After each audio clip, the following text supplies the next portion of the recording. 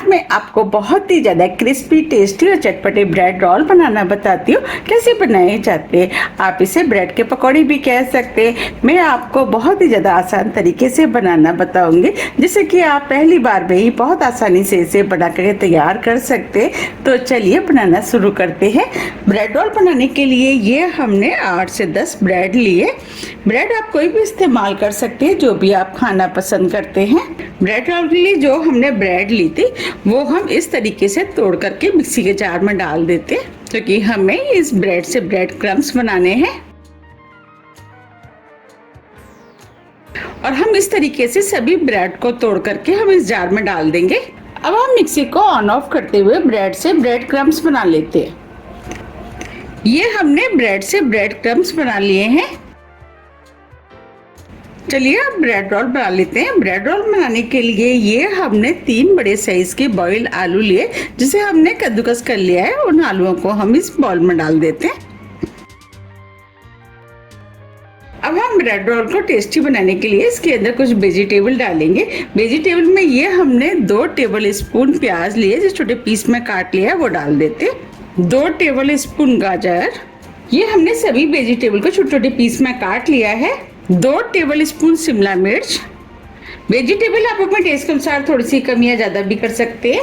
ये हमने 2 table spoon frozen sweet corn लिए, इसे भी डाल देते हैं। 2 हरी मिर्च, मिर्च आप अपने टेस्ट के अनुसार थोड़ी सी कम या ज्यादा भी कर सकते हैं। आधा इंच अदरक का टुकड़ा, जिसे कद्दूकस कर लिया है, इसे भी डाल देते हैं। थोड़ा सा हरा धनिया। अब इन्हें चटपटा और टेस्टी बनाने के लिए इसके अंदर कुछ मसालों का इस्तेमाल करेंगे। 1/4 टीस्पून काली मिर्च, जिसे हमने पीस लिया है। 1/4 टीस्पून लाल मिर्च, मिर्च आप अपने टेस्ट के अनुसार थोड़ी सी कम या ज्यादा भी कर सकते हैं। अगर ज्यादा चटपटे खाने हैं तो आप मिर्च की क्वांटिटी बढ़ा भी सकते हैं। आधी टीस्पून गरम मसाला। अब इन्हें चटपटा और टेस्टी बनाने के लिए इसके अंदर 1 टीस्पून चाट मसाला डाल देते हैं। आप चाट मसाले की जगह अमचूर पाउडर का इस्तेमाल कर सकते हैं, या आप एक नींबू का रस भी डाल सकते हैं। 1 टीस्पून नमक, नमक आप अपने टेस्ट अनुसार थोड़ा सा कम या ज्यादा भी कर सकते हैं। अब इन्हें और भी ज्यादा क्रिस्पी बनाने के लिए इसके अंदर 2 टेबल स्पून कॉर्नफ्लोर डाल देते हैं। आप चाहे तो इसकी जगह चावल के आटे या अरारोट का भी इस्तेमाल कर सकते हैं। अब जो हमने ब्रेड क्रम्स बनाए थे वो डाल देते हैं, और इसमें से हम थोड़े से ब्रेड क्रम्स बचा लेते हैं। इसमें से हमने थोड़े से ब्रेड क्रम्स बचा लिए हैं, इसका इस्तेमाल हम बाद में करेंगे। अब सभी चीज़ों को हाथ से अच्छे से मिक्स कर लेते हैं और इसका हम डो बना लेते हैं। हम इसके अंदर पानी का इस्तेमाल नहीं करेंगे, क्योंकि हमने इसके अंदर आलू डाला है, उसी से ये डो बनके तैयार हो जाएगा। और ये पकौड़े जितने बनाने में आसान है, खाने में उतने ही ज़्यादा टेस्टी लगते हैं। ये हमने डो बना लिया है। अब हम इसमें से थोड़ा सा डो ले लेते हैं और इसे हम इस तरीके से लंबा कर लेते हैं।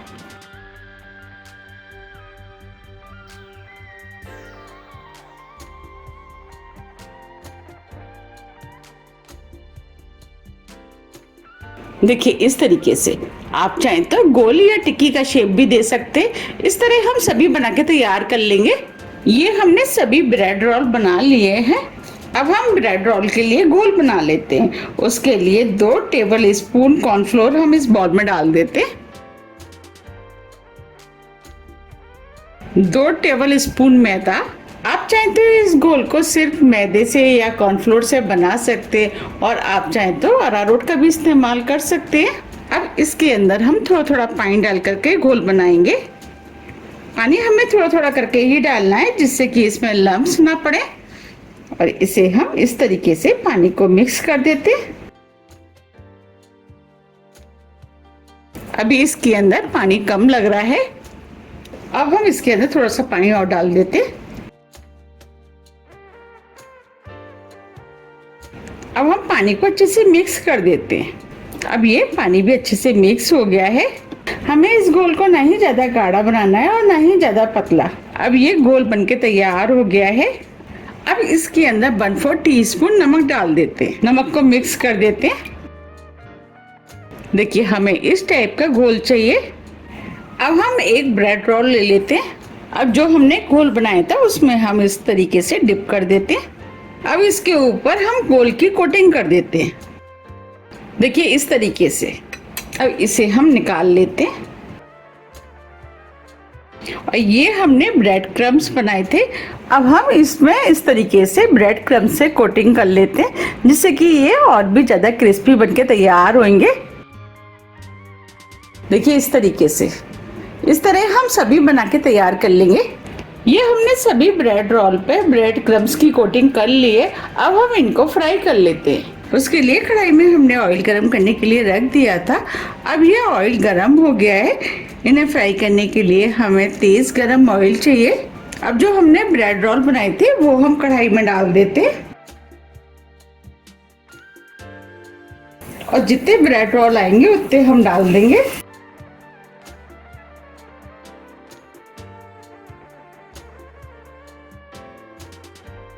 अब हम इन्हें मीडियम फ्लेम पे फ्राई कर लेते हैं। अब हम इनको सिकने देते हैं। जब ये हल्के गोल्डन कलर के हो जाएंगे, इसके बाद हम इनको पलटेंगे।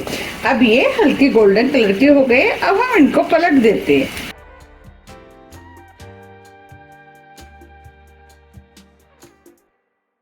अब इन्हें हम उलट पुलट के अच्छे से कलर आने तक फ्राई कर लेते हैं। फ्लेम को हम मीडियम ही रखेंगे। अब ये फ्राई हो गए, इनके ऊपर अच्छा सा कलर भी आ गया है। अब हम इनको निकाल लेते हैं।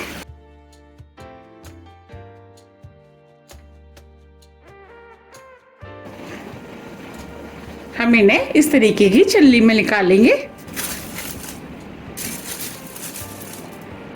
देखिए कितने क्रिस्पी बने हैं। अब हम कढ़ाई में और डाल देते हैं।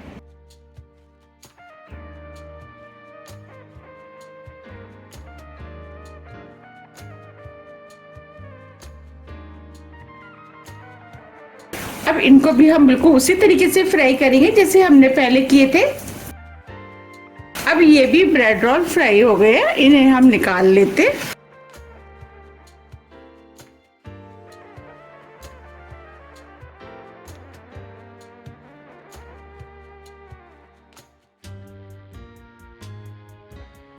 देखिए कितने बढ़िया फ्राई हुए। इस तरीके से हम सभी फ्राई कर लेंगे। ये हमने सभी फ्राई कर लिए हैं।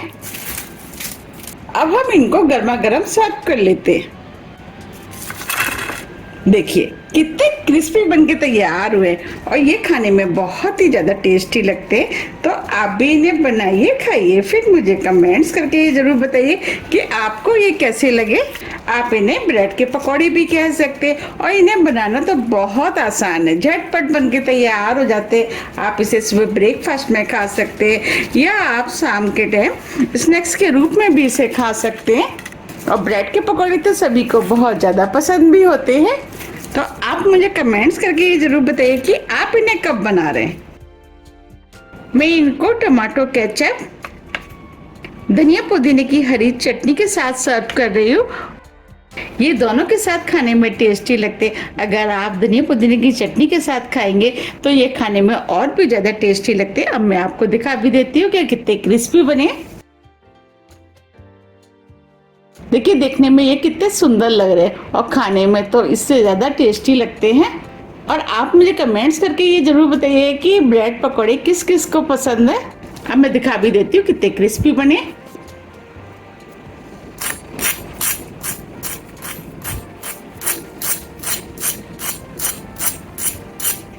बने ना कितने क्रिस्पी। ये ऊपर से क्रिस्पी होते हैं और अंदर से सॉफ्ट। अब मैं आपको तोड़ के भी दिखा देती हूँ। देखिए अंदर तक कितने बढ़िया सिके हुए हैं। मैंने अपने चैनल पर काफ़ी तरह की पकौड़ों की रेसिपियां डाली हुई हैं, उन्हें काफ़ी पसंद भी किया गया है। आप मेरे चैनल पर जाकर के उन सभी पकौड़ों की रेसिपियों को देख सकते हैं। और ये पकौड़े बारिश के दिनों में तो खाने में और भी ज़्यादा टेस्टी लगते हैं। तो आपको अगर मेरी रेसिपी पसंद आ रही है तो आप रेसिपी को लाइक कर दीजिएगा और ज़्यादा से ज़्यादा शेयर भी कर दीजिएगा। और अभी तक आपने मेरे चैनल को सब्सक्राइब नहीं किया है तो आप चैनल को भी सब्सक्राइब कर दीजिएगा। तो अब हम फिर मिलते हैं इसी तरह की टेस्टी रेसिपी के साथ। जब तक के लिए नमस्कार।